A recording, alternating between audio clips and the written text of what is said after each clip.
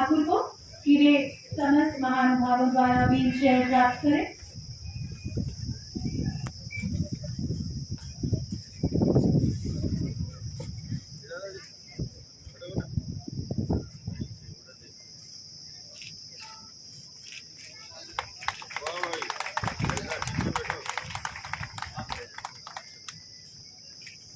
आमंत्रित करते हैं विकास चातुरदास साहू जी।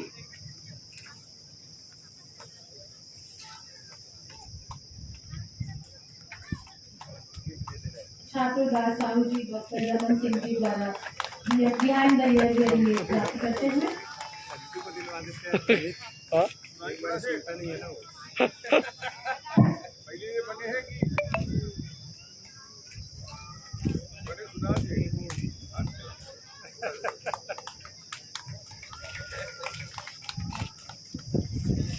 जब सरकार के 15 साल के कार्यकाल में कुछ बड़े कदम उठाए गए और उस बड़े कदम में दिव्यांग जनों के लिए आरक्षण को 2% से बढ़ा के 6% तक ले जाने का काम हमने किया।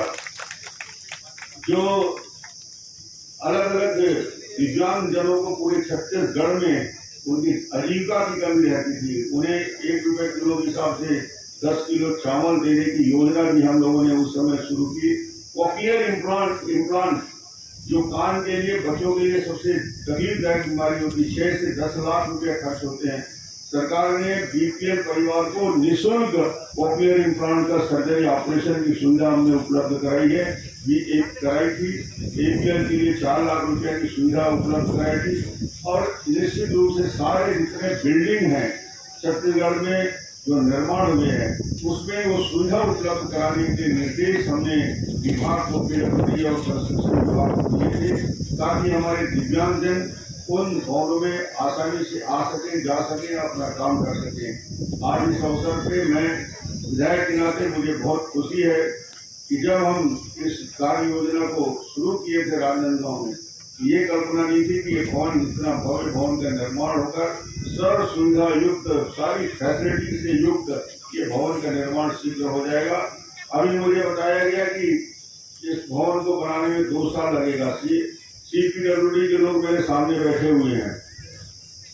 जब मेडिकल कॉलेज 1 साल में बन सकता है तो दिव्यांगों का भवन क्यों नहीं 1.5 साल के पहले बन जाएगा। 1 साल में बनाने का प्रयास होना चाहिए।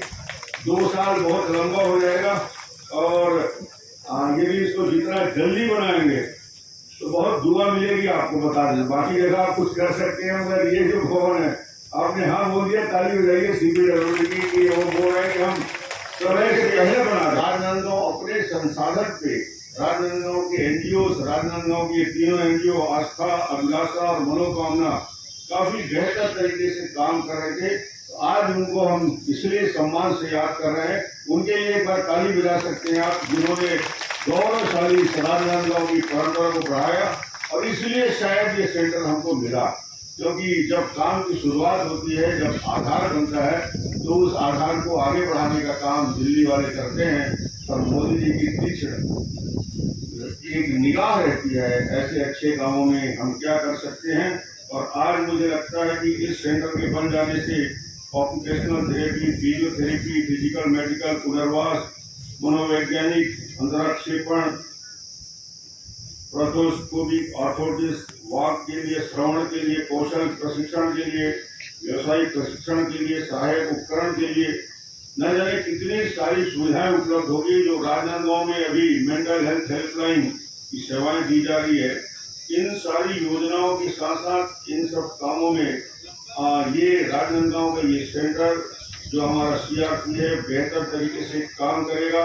और मुझे लगता है कि आज इस अवसर में हम सेंटर राजनांदगांव है, ये पूरे 21 जो डिसेबिलिटीज़ हैं उन सभी के लिए यहाँ पर सेवाएं प्रदान करते हैं।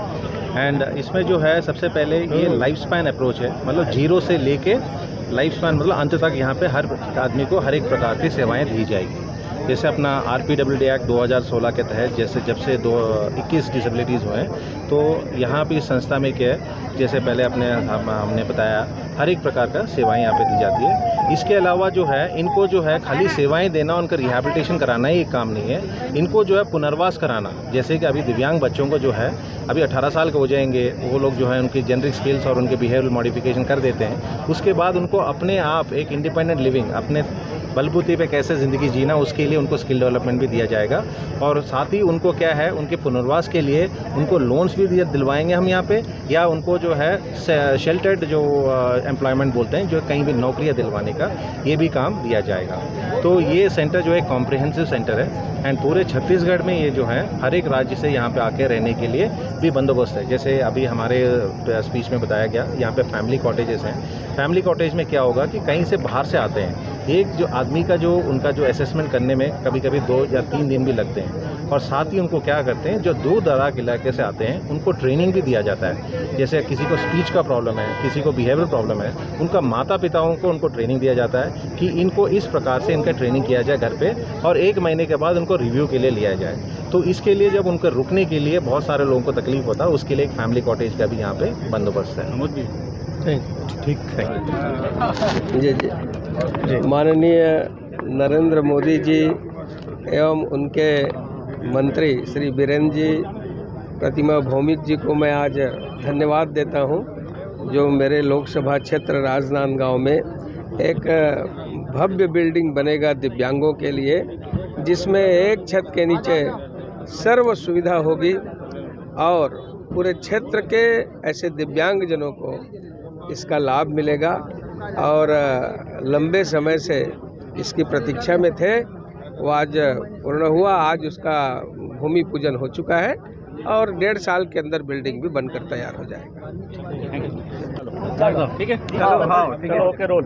आज दिव्यांगजनों के लिए समेकित केंद्र CRC जिसको कहा जाता है, इसका विधिवत काम 2016 में प्रारंभ हो गया था और थावरचंद गहलोत जी उस समय केंद्र में मंत्री थे।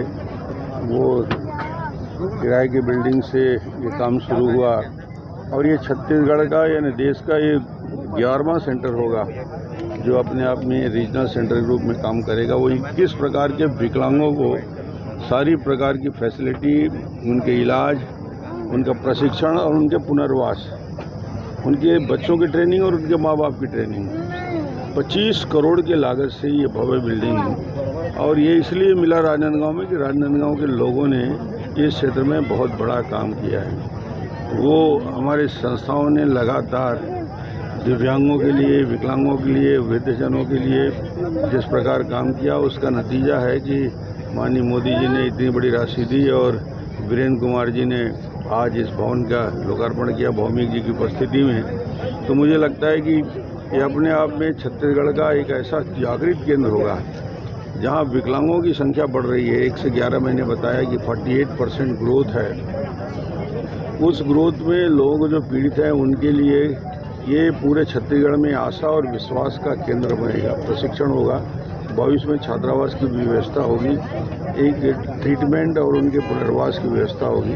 तो ये बहुत बड़ा काम राजनांदगांव में मैं कहूँगा जितने काम अभी तक हुए हैं, यदि मुझे व्यक्तिगत कहा जाएगा तो भावनात्मक दृष्टि से और बाकी दृष्टि से ये सबसे बड़ा काम है मेडिकल कॉलेज के बाद, कि एक ऐसा सेंटर जो पूरे छत्तीसगढ़ के लोगों के लिए एक आशा और उम्मीद का केंद्र बनेगा और भविष्य में एक बड़ी सुविधा यहाँ उपलब्ध होगी।